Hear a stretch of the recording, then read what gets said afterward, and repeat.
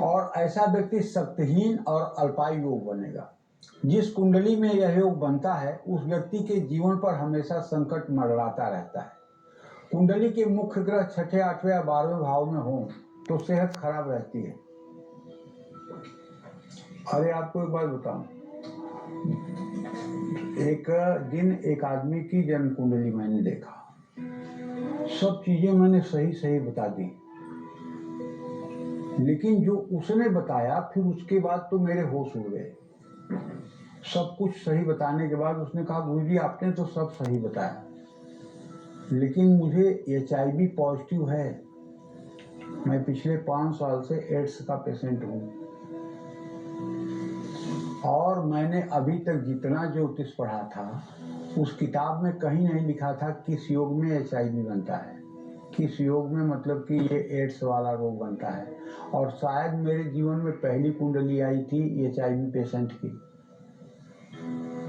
मैं काफ़ी मतलब कि दिमाग लगाया तो मैंने सोचा कि अपने बड़े बेटे को बुलाऊं, वो नया ज्योतिष पढ़ रहा है, आजकल आधुनिक ज्योतिषी कर रहा है, उसको भी मैंने बुलाया। मैं कहा देख इस कुंडली में कौन सा रोग दिखता है।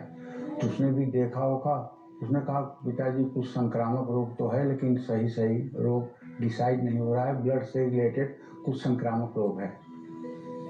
ठीक है, वो चला गया। उसके बाद मैंने उस कुंडली को चेक किया, उसमें जो मैंने देखा वो ये देखा कि शनि कुंभ राशि में चंद्रमा के साथ,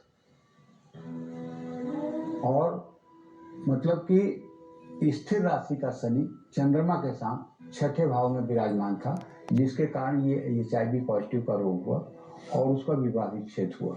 ये काफ़ी कुछ ऐसे रोग हैं जो काफ़ी रिसर्च के विषय हैं, जो हमारे शास्त्रों में नहीं लिखे गए हैं।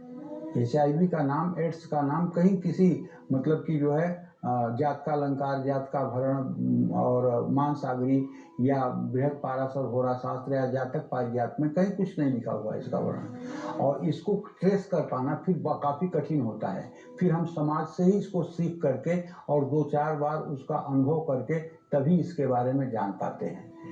तो कोई ये कहे कि नहीं मैं ज्योतिष का अब सबसे आखिरी हस्ताक्षर हो गया हूँ, अब सब मुझे पता है, तो ये भ्रम की बात होगी। ऐसा नहीं है, हर समय कुछ न कुछ सीखने की बात है। तो गुरु छठे या 8वें भाव में बैठकर पीड़ित हो तो अल्पायु योग बनता है, और ऐसे व्यक्ति की आयु कम होती है। अल्पायु योग हो तो जीवन भर अपने खान पान का ध्यान रखना चाहिए, नित्य महामृत्युंजय मंत्र का जप करना चाहिए, हनुमान चालीसा पढ़ना चाहिए, भगवान शिव की आराधना करनी चाहिए, और हो सके तो एकादशी का व्रत करना चाहिए। अपने जन्मदिन, जन्म नक्षत्र और मासिक संक्रांति पर घर में हवन पूजन कराना चाहिए।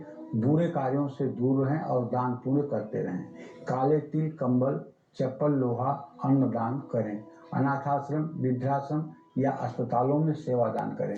अष्ट चिरंजीवी पूजन, अष्ट चिरंजीवी लोगों का पूजन और स्मरण करें। हाँ, तो इस तरह से चिरंजीवियों की स्मृति और आराधना से आयु की वृद्धि होती है। हनुमान, परशुराम, विभीषण, कृपाचार्य, अश्वत्थामा, राजा बलि, महर्षि वेदव्यास, मार्कंडेय ऋषि, ये चिरंजीवी नामाष्टक हैं। इनका पाठ करने से निश्चित रूप से व्यक्ति दीर्घायु को प्राप्त होता है। जय मां विंध्यवासिनी।